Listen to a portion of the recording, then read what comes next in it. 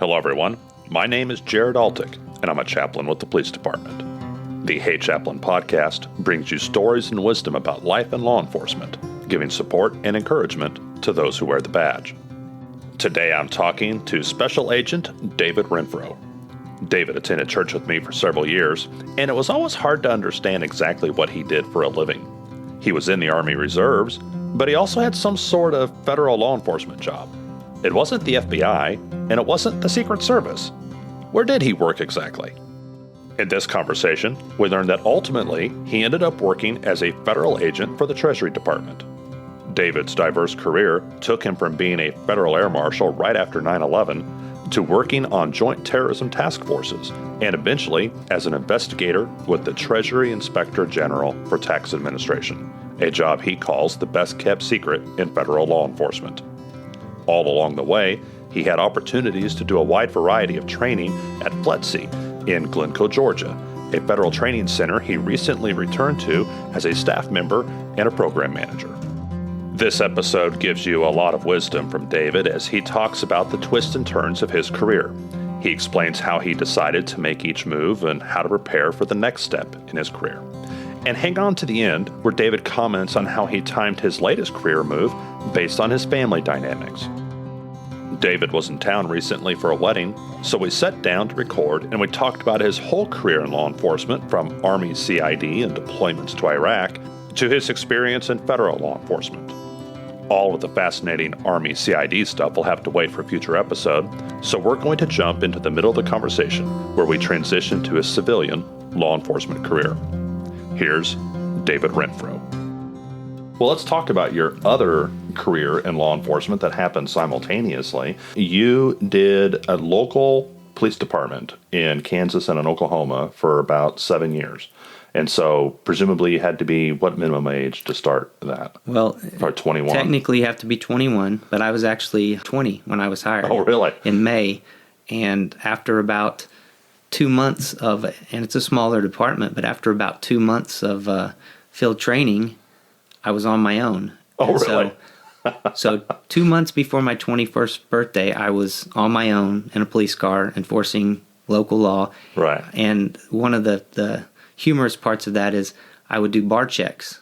That you couldn't drink at, right? I couldn't go into the bar off duty, but right. I was going in there on duty as a police officer doing bar check. But if I took the uniform off, I wasn't old enough to go into the bars. Right.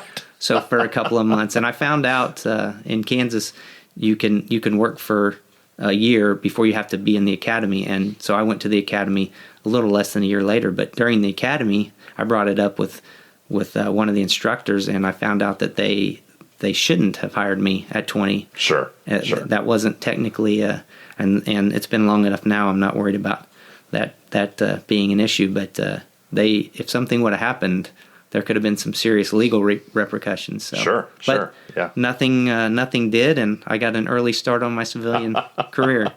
Good. So now you do that for about 7 years, but then 9/11 happens. Yes. And so how did that change your perspective on law enforcement and what you wanted to do? Well, I had already known that I wanted to move towards federal law enforcement. I was on the police department there in Oklahoma, and I was working on some task force with different federal agencies, ATF specifically, and working with those guys, doing the same job as those guys, and talking with them and realizing you guys are doing the same job as me and you're getting paid twice what I'm doing, and there's all these benefits they were telling me. I said, I need to move towards federal law enforcement. And I didn't have my bachelor's degree at the time, so I knew I needed to get that. And so I went back to school in the evenings to get my bachelor's degree.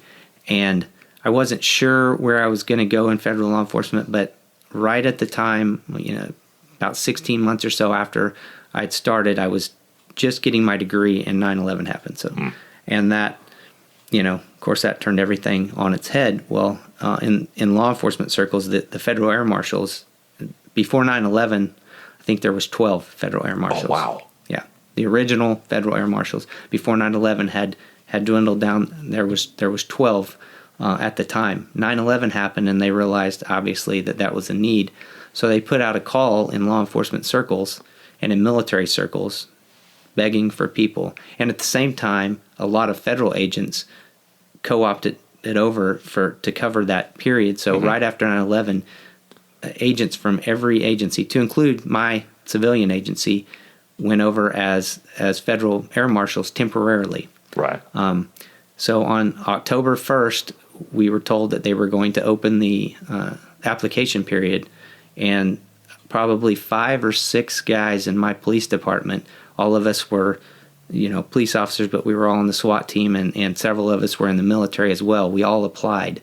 At 12:01 on October 1st, it was on the computer, and we all got on there and applied, and 2 of us immediately got interviews.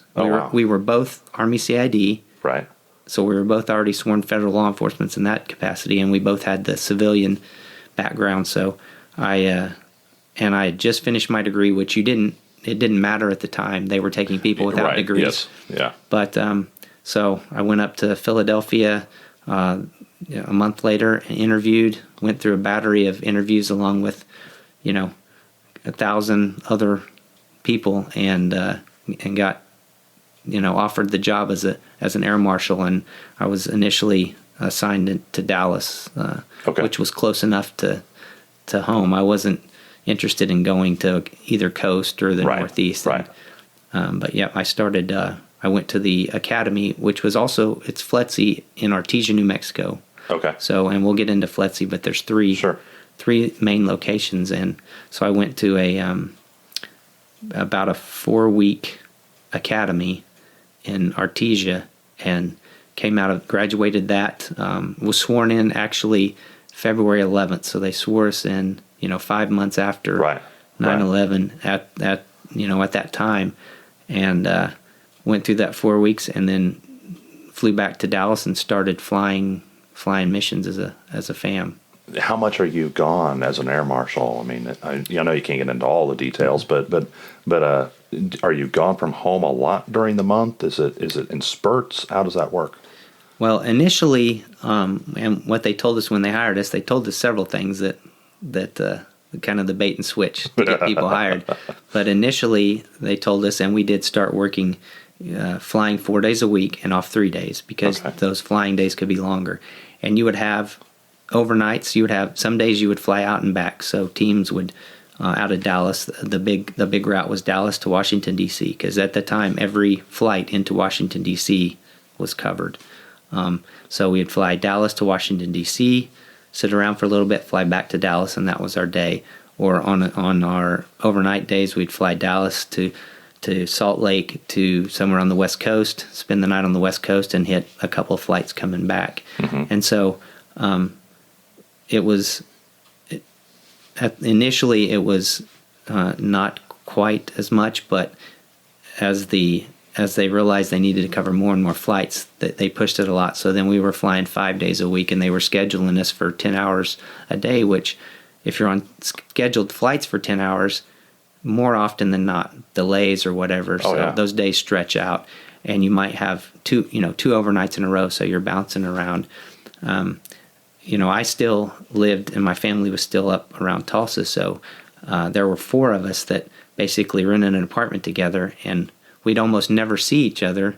And then on whatever weekends we had, people were going back. So I had a police officer from Broken Arrow, a trooper from somewhere else. So we would go back to our homes on our weekend. So it was exhausting.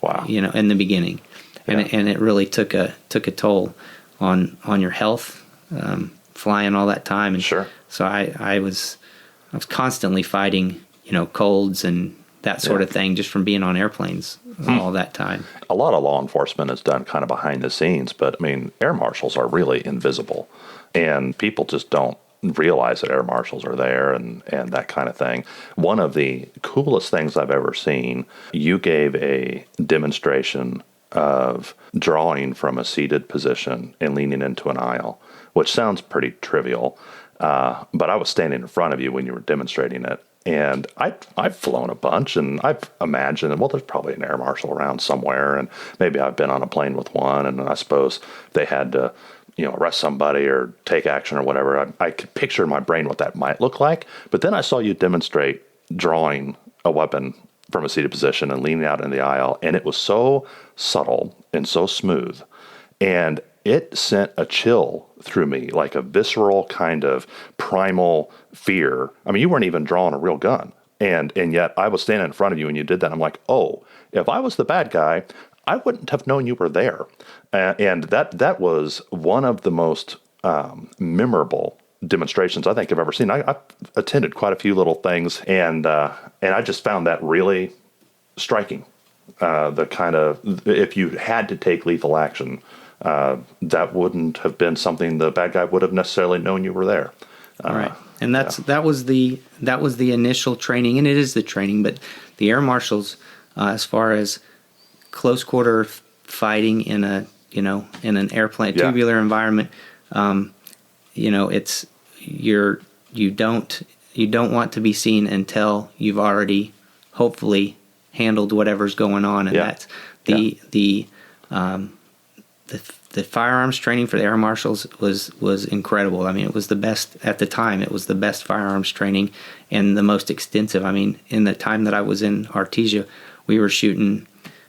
Some days we'd shoot 300 or 400 rounds in a day, and every day we were working on marksmanship, because you don't have there's no safe area, there's no safe backstop on an airplane. The safest backstop is the now, and it wasn't at the time, but the cabin or the cockpit doors, right?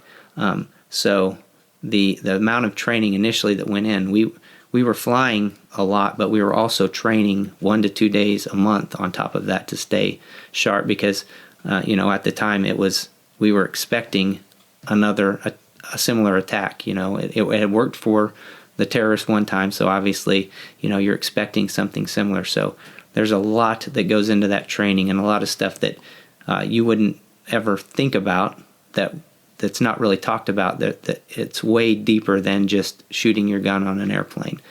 So the firearms training and the tactics training in an airplane, that was pretty amazing at the time. That's some of the best training I ever had. Yeah.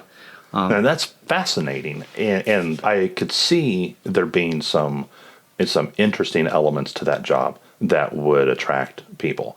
But you did that for how many years? Well, I was a FAM for 5 years, but I really only flew for 1 year. Okay. Why not longer? Well, at the time, I mean, depending on your personality, if you can't just go and sit for hours at a time every day waiting for something to happen, not hoping really that something would happen, but you have to be ready. The burnout and the toll, it was rough, and I couldn't imagine doing that for a career. Right. Yeah. And after a year, I had actually had decided that I was going to go back to civilian law enforcement. I was going to come back, and I had actually interviewed at a larger department, and I was waiting for a slot, and it worked out.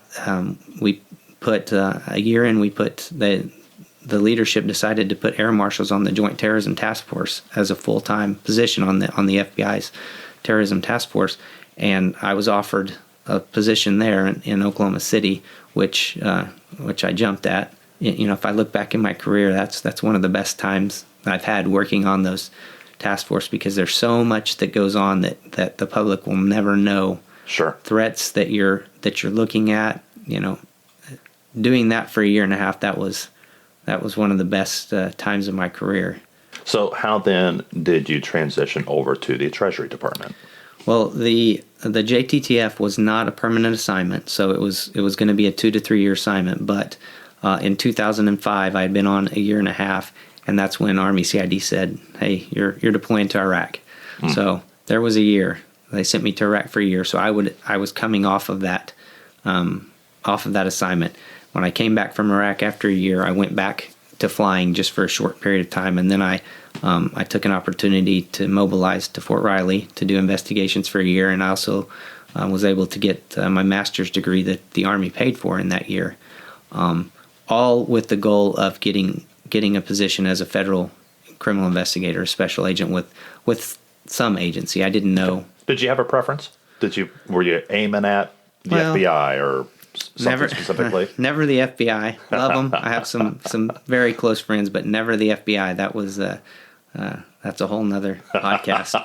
But at the time, ATF really strongly, just because it's such a similar job to local law enforcement. Okay. In the specifically violent crimes arena, which was what I really enjoyed doing. But really, as I was finishing up that year and it was getting close where I would have had to go back to flying as a FAM, any federal investigator job was looking, I would have jumped at, just to get your foot in the door, so to speak, because once you get that designation and once you work as an 1811 series criminal investigator, it's very easy and very common for folks to just change agencies. Okay. Very simply. Okay. So I was looking for any federal investigator job, and it just so happened that I saw an opening for the agency that I'm with now, which is the Treasury Inspector General for Tax Administration. That's a mouthful. Right. And so when I saw that opening, I had no idea who they were or what they did. Sure. I immediately thought of IRS CID, IRS criminal investigators. So that, tax fraud, money laundering, which is completely not in my wheelhouse. I'm not a math person. Not like an that. accountant by trade. Not an accountant. Yeah. I didn't do my own taxes. I didn't want to. And so, but it was looking at that or going back to flying. And so I asked around and I got a contact for a TIGTA agent in Oklahoma City through a friend of mine. And so I called her and I said, what do you guys do? There's an opening. What do you do? I was going to apply for it anyway and just to get in. But she explained to me the mission of TIGTA, and I was surprised. And we like to say that TIGTA is the best kept secret in federal law enforcement because our mission is to protect the integrity of the IRS by employee integrity, infrastructure security, and then threats and assaults on IRS employees or IRS facilities. And when she described that to me and what they did, I thought, man, this is a perfect fit. All of my civilian background and my investigative background, this would be a great fit. And I didn't even realize when I interviewed, I didn't know anyone, but they offered me the job, and I didn't realize how good of a fit or how good of an agency that was for my skill set. Sure. So all kinds of crimes, violent crimes, financial crimes, all kinds of things that involve IRS employees or other Treasury Department people, you guys would be involved in investigating. Right. Specifically IRS employees, but yes. So I've investigated murder for hire plots against IRS employees, bribery, threats and assaults on IRS employees, any violent crime that could happen to an IRS employee or any crime that an IRS employee could commit. Okay. Because they have access to an amazing amount of information. Yes. And so we've had investigations where IRS employees have committed tax fraud using IRS information, identity theft, everything from selling drugs, all the way up to misusing their government credit card, or all the way down to misusing their government credit card. So our mission is extremely broad, and that's what I like about it. Yeah. To include, again, more variety, more diversity there. You never know what you're going to be involved in. It's not constantly looking at anything like contract fraud or anything that, while that's very important, and there's some people that are really good at that, I'm not one. I am more of the blunt instrument.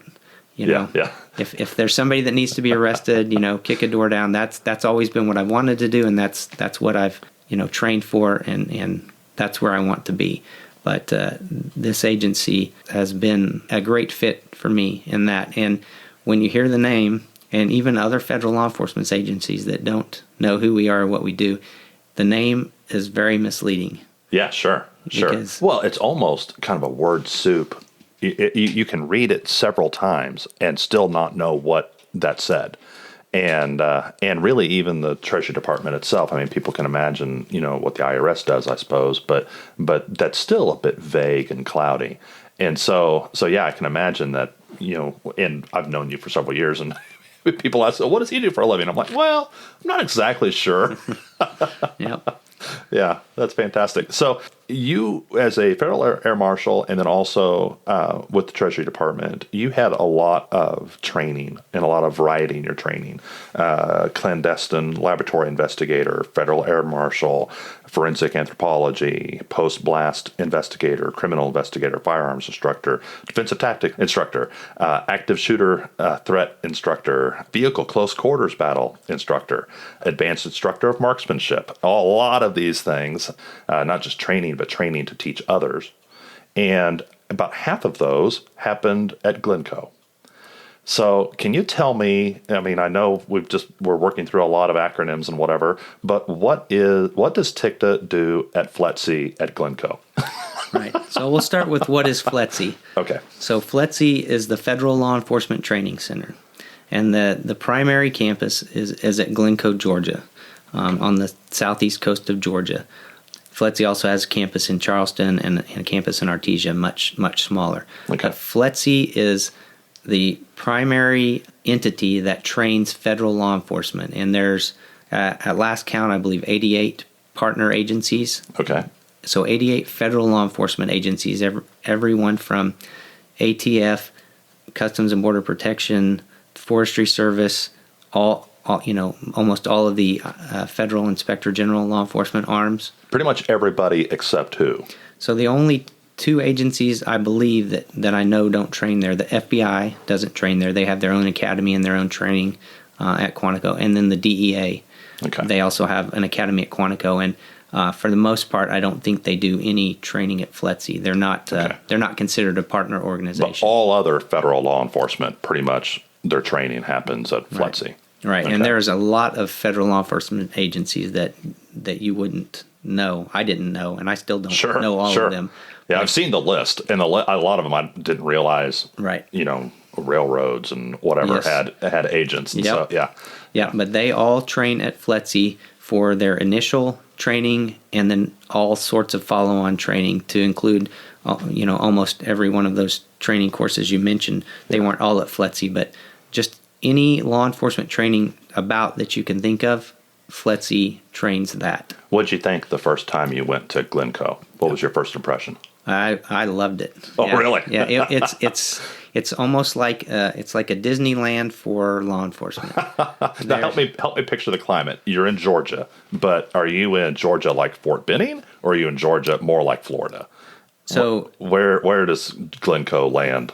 Glynco is going to be more like Florida as far as the climate, because it's just about 35 or so miles north of the Florida line, and it's right on the coast. So north of Jacksonville, on the coast. Okay. Yeah, and when my first impression, you go there, FLETC, it used to be a military base. I think it was a Navy base at one point, and then maybe a Coast Guard base before that. So it's just like going onto a military base. I mean, the same perimeter, you're going through gates, same kind of layout. Yeah, it feels just like it because it was a military base. It was an active military base. And Glynco stands for Glynn County, right? It's in Glynn County, but it's a little confusing. Brunswick, Georgia is the main city there, but I think the address might actually be Glynco. Okay. It's kind of become its own thing. Right. Okay. Right. So maybe derived from Glynn County, but now it's its own entity, sort of. Its own city there. But I think Brunswick is technically the city. Brunswick, Georgia, is where it is. But it made a great impression on you when you were there, and then you went back several times. I don't know if any of those classes coincided with each other. Most federal investigators, if they're going through, it's the Criminal Investigator Training Program. That's 8 weeks, and that's where you get. That's 12 weeks, and that's where you get your basic certification as a criminal investigator, federal criminal investigator. So 12 weeks of law, interviews, interrogations, firearms, defensive tactics. So for 12 weeks, I'm doing all the stuff that I love to do for the most part, and the facilities there are pretty amazing. They have, areas that look just like a city, but it's set up. There's cameras everywhere, right? And there's always. It looks like it's a pretty high crime area because when you drive on FLETC, there's always traffic stops, and arrests happening in different places. Right. There's scenarios going Right. on all the Right. time. And so if you were to just be placed into there, you'd think you were in the middle of a very high crime area. But all of the fun part of being in law enforcement, if that's what you want to do, is it goes on there and the training goes on there. And they are they're very much on the forward edge of training. So the use of force training I got at FLETC, and I had been through the Kansas, the Air Force Security Forces Academy, the Kansas Basic, Police Academy, Oklahoma, and then Army CID Investigators Academy. All of the training I had gotten before, I would say by far the best use of force training was at FLETC, because they have a staff of I don't even know, hundreds of instructors that are full-time. That's all they do. And a legal division that is constantly looking at law and policy and updating training. So it's there's definitely more as far as tactical training. If you're looking for specific SWAT training or some of the other stuff I've been, there's higher speed training. But as far as a basic training, out of all of my experience, that's by far the best. So there's all this great training happening, and it's setting standards and all that stuff. But the FBI at Quantico gets all the attention. They get the TV shows and the movies made about them. Well, why? How come FLETC at Glynco doesn't get a movie or TV show made about them? Or it's not very many. Marketing, I guess. I'm not sure. Yeah, there's a whole lot more people that go through FLETC, but the FBI, they are the you see them everywhere. Yeah, they're high visibility. Yes, they are, and they like to be high visibility. Now at FLETC, you have everything from U.S. Marshals to ATF to whatever. Are they all being trained together, or are they separated, or is it a little bit of both? So a lot of agencies will have, well, not a lot, but many agencies have their own training divisions or training staff on FLETC, and there's specific courses that just their folks take. But the basic courses, the basic uniform police course, a lot of agencies, everyone from Bureau of Prisons to Customs and Border Protection and Bureau of Land Management, Secret Service Uniform Division, they all go through that basic certification course. Okay. And on the investigator side, the criminal investigator course, everyone that gets that 1811 designation will go through that course and get that basic level of training, regardless of where they're going to end up, specifically. And then after that, a lot of agencies will have follow-on training specific to their agency. So, for example, when I went through the criminal investigator training program, my class was a Secret Service class primarily. So, with about 20 people in my class, there were maybe 5 of us that were other than Secret Service. The rest of my class was Secret Service hirees going to be Secret Service agents. But we all went through that 12 weeks together. And then after that, the Secret Service agents go to their academy at Beltsville and follow on for several months more of specific training. My agency, we have a 3-week follow-on course for our Special Agent Basic Training. So they'll get their certification as a criminal investigator, and then they'll go to their agency-specific training to get specific details to our mission. So you went through FLETC several times, and when did it start to become a goal? Like, hey, I'd kind of like to come back here and teach. When did that start? Right. Well, I even the first time going through, I had wanted to get to FLETC because that was a milestone. I knew that once you get that, it opens up a lot for you. You can go to different agencies or do what you want. So I had wanted to get to FLETC, and after that, if I didn't like where I was at, I could have looked elsewhere.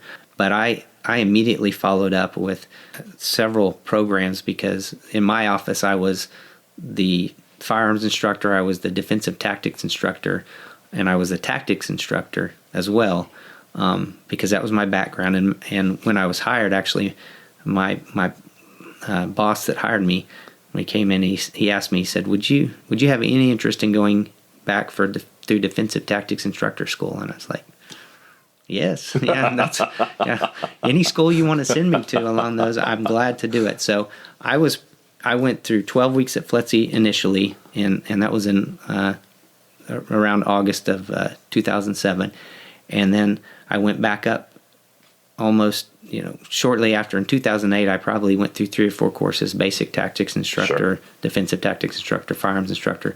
So I have probably spent close to a year, maybe 10 months to a year of my career at FLETC between when I was hired in 2007 up until, until I went back permanently. Right. And you are still working for TIGTA, but you're doing that now at FLETC. Right. So you're specifically a Treasury Department, employee of, you're an agent for them teaching at FLETC. Right. And I teach my agency, and I'm right. And my job now is I'm the National Firearms Agent Safety and Tactics Program Manager. I'm our agency's use of force subject matter expert. So anything to do with our policy, to do with our equipment, our officer safety equipment, so body armor, weapons, our tactics training, all of that is my program. I manage that.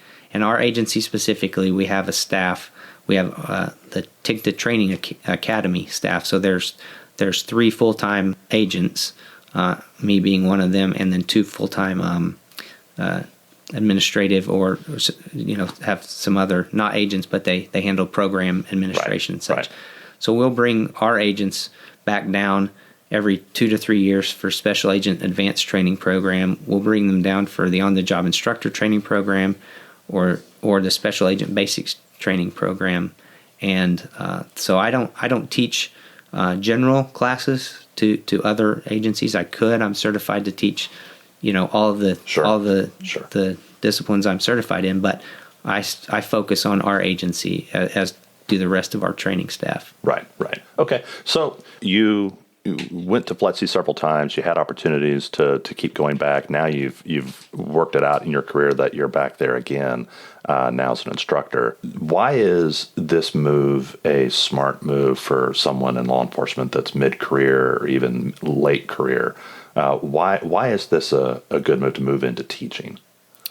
Well, everybody, there'll be different reasons that people have for going, but I'm at this point, I'm 47. I'm technically eligible to retire at 50 on the federal law enforcement side. As much as I loved being on the front line and doing the work, doing the investigations, kicking in the doors and all that kind of thing. I know that's, at some point you step back. There's people coming in behind you that can do that, and can do that are faster and are going to be better than you eventually. So my goal the last several years has been to get to where I can give back and give lessons that I've learned the hard way and situations I've been in that could have gone terribly wrong. And as much as I've been able to as a trainer, I want to give them the tools and share the experiences and give them, as much as I can, the ability to win in situations. Yeah, to not let their mistakes be fatal ones. Right. Yeah. I know I can't be at the front line forever, and I don't want to be that person that stays at the front even when, you're losing a step, and I've been around those people. For me, and for us as a family, we knew we wanted to get down to the Southeast, and I have had opportunities over the past several years, different positions, whether at FLETC or some of our offices down there. But we decided once our youngest son started high school that we were not going to move. We were going to keep him here. So we've raised all of our kids. We have 4 kids, and the 3 of them that were with us full time have been raised here, and we weren't going to uproot them. Mm-hmm. So it just. But once he graduated, there's a window of opportunity. Right, and I saw that coming, and it just so happened that this position that I'm in, it had previously been in a headquarters position up near DC, and when I've not really had any interest in going up to DC or doing that, but it was moved into the training, which I've wanted to be in, and the timing worked out last fall. The position came open, and I applied and was selected, and I was able to, due to really COVID, I wasn't expected to be down there immediately, so it allowed us to take our time, find a house, get get our youngest son through high school. Sure. And he graduated on Thursday, and the mover showed up on Saturday. Yes. And he was less than thrilled about the prospect. Well, I'm happy for you to be moving through your career as varied and diverse as it has been, in a way that you ultimately want it. Like you said, always moving forward and always learning new things and getting to do a lot of really interesting things in law enforcement, both in the military side and the civilian, local and federal side. And so I'm really happy for you. Thank you for coming and talking to me about that. Well, thank you. It was good to share. I feel like I know a lot of dangerous people. Cops and soldiers and Marines who have years of weapons training and have been in real fights for their lives. So it's always interested me that when these guys talk about someone who's really dangerous with a gun, they talk about David Renfro. That's right, the quiet, unassuming fellow playing guitar at church. According to them, that's the most dangerous guy in the room. And David has had a lot of trigger time, but he's so much more than that. He's a husband and a father and a man of faith who was training other federal agents to uphold the law and then come home safe. He wanted me to recommend a book for you to read called Man Alive by Patrick Morley. I'll put a link in the show notes. If you're interested in more discussion about career development in law enforcement, especially in making transitions from one job to the next, let me recommend episode 4, where a paramedic gets embedded with a SWAT team and then decides to become a cop. Or episode 8, where a pastor fulfills a desire to become a cop by joining the LAPD at nearly 40 years old. Another good one would be episode 12, where a career police department officer gets elected to 3 terms as sheriff. All of these episodes share wisdom about making career changes that would affect you and your family. If you like what you heard here, please share this episode with a cop or someone who loves a cop. On the next episode of Hey Chaplain.